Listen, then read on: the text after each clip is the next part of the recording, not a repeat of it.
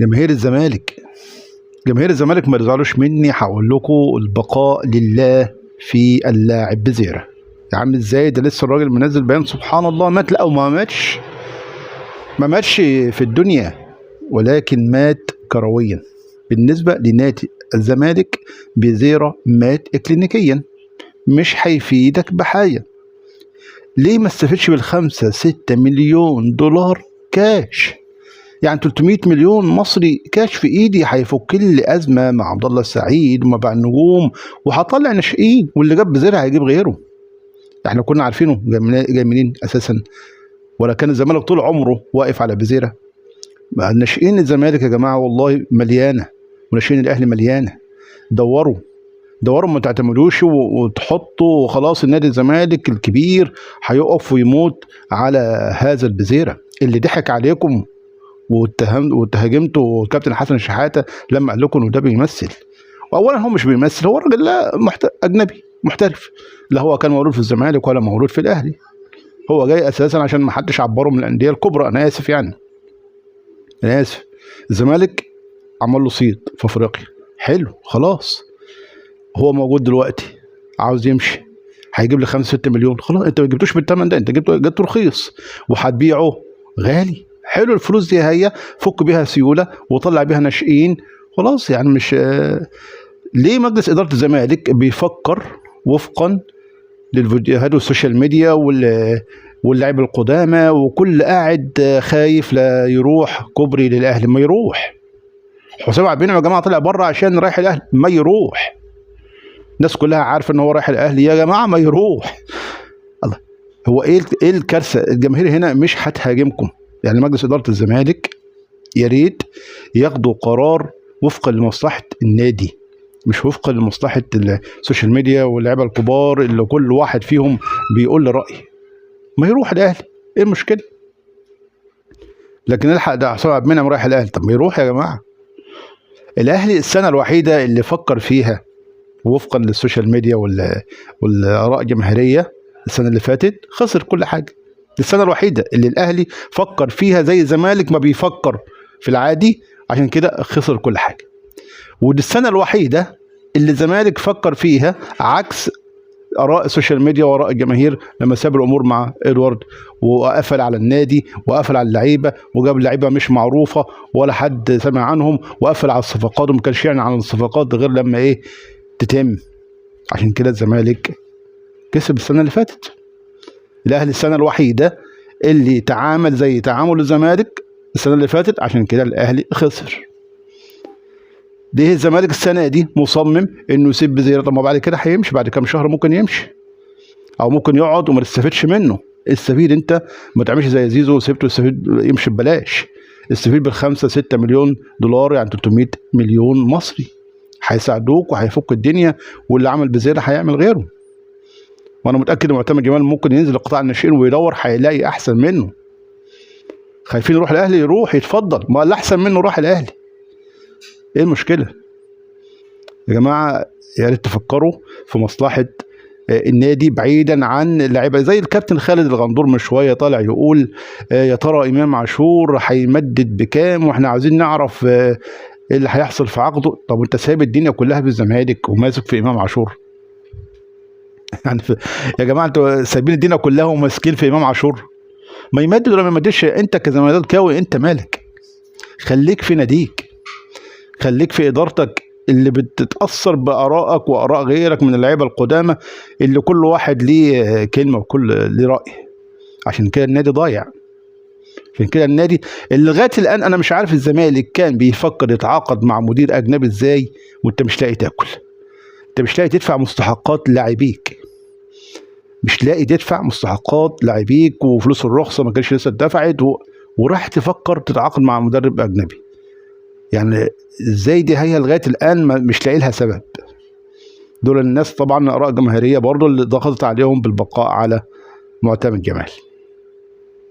الزمالك النهارده 10 ايام، باقي 10 ايام على الدوري المصري وما عملش اي معسكر ولا لم اللعيبه ولا يعرف اساسا ايه قيمته. عبد الله سعيد معترض ليه 8 مليون وعايزهم قبل ما يرجع التمرين، حقه. شيكوبانزا التاني ما تعرفش ايه اللي عايزه في حياته وبيعترض برضه. ما هو كل بقى خلاص البقره لما بتقع بتكتر سكاكينها.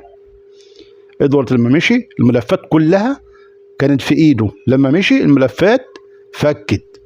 اين دورك انت يا مجلس اداره؟ لازم الناس بقى اللي قلبها على النادي، تفكر ازاي تخلص الصفقات دي. مع السلامه بزير، مع السلامه خلاص. هو كده ميت اكلينيكيا بالنسبه لك، مش هيفيد الزمالك بحاجه. استفيد انت بالمبلغ المادي وهات غيره، او فك القيد، او طلع من الناشئين، اكيد الفلوس دي هتفيدك. لكن نادي الزمالك رايح يلعب ماتش ودي مع فريق، مع احترامي اليوم، من جيبوتي، والاهلي راح يلعب برشلونه. هذا الفرق التاني. عموته مدرب الاهلي عمال يختار ويشيل ده ويحط ده ويستبعد ده ويعمل ده من قبل كاس العالم. يعني منتخب مصر كان بيلعب في كاس العالم ومدرب الاهلي موجود عمال يختار ويشاور ويقول انا رايح فين وجاي منين. والنهارده باقي 10 ايام على الدوري المصري والزمالك مش عارف نفسه رايح فين وجاي منين. ليه؟ عشان اداره الزمالك بتفكر ويشوف اللعيبه القدامى عايزين ايه والجماهير عايزه ايه والسوشيال، من غير ما يفكروا في اي مصلحه للنادي. ده رايي الشخصي، انك تبيعوا تستفيدوا بالمبلغ المالي، واللي يروح الاهلي يروح. يا جماعه خلاص صفقه القرن، مفيش صفقات قرن دلوقتي. مفيش حد اسمه يقول لك انا زملكاوي، انا اسماعيلاوي، انا محلاوي. خلاص اللاعب اللي موجود خد مستحقاته، هيأدي، عاوز يمشي اتفضل هات العرض، مع السلامه. الراجل ده انت جايبه رخيص، جالك فيه 5-6 مليون دولار، ده زي الفل. ده حتى لو النادي هيقف عليه هبيعه. اما نادي ايه؟ انت فاكر يعني عشان خاطر افوز بالدوري المصري اللي جايزته مليون جنيه؟ لا، استفيد بالمبيعات، تشتري لاعب صغير تبيعه بمبلغ كبير وهكذا، وتنمي وتبني استادك وتبني فرقتك وتطلع ناشئينك. ما طول عمر الاهلي والزمالك بيطلعوا ناشئينهم. ده بالنسبه للنادي الزمالك اللي الله يكون في عون جماهيره صراحه. ما مش نفسهم يفرحوا سنتين ورا بعض. جماهير الزمالك نفسها تفرح سنتين ورا بعض، لكن لا، يفرحوا ازاي؟ الله يكون في عون جماهير الزمالك الصراحه. الاهلي خلاص بيحط الملامح الاخيره في تمديد عقد امام عاشور. امام عاشور من الناس المنتخب كان متاثر بيه، والاهلي هيقف عليه. خلاص الاهلي محتاجه وهو محتاج الاهلي، لان شخصيته الثقافيه او الاجتماعيه او العقليه مش هتنجح بره، مش زي محمد صلاح. تمام. فدي حاجه كويسه ان الاثنين يتلاقوا عند مبلغ معين ويتفقوا عليه، والراجل يمد على لغايه 2030 زي الفل.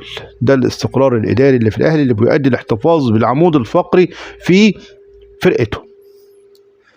بمناسبه محمد صلاح، طبعا تعاقده مع ترانسبورت التركي يعني هي كانت مفاجاه للكل، ولكن من جوانا احنا زعلانين شويه، وكان نفسنا يبقى في نادي احسن من كده شويه. ولكن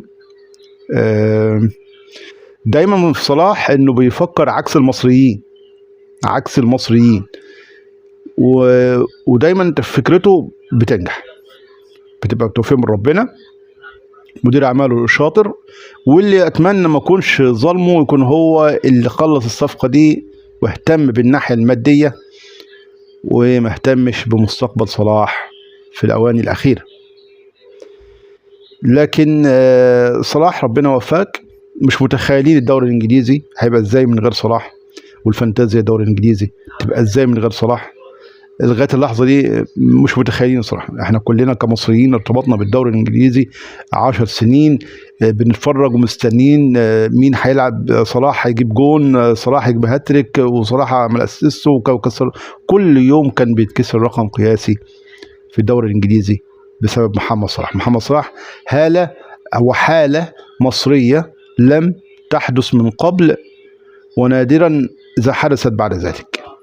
محمد صلاح ربنا وفاك في الخطوة اللي جاية إن شاء الله، ونشوفك أحسن بإذن الله دايما يا رب.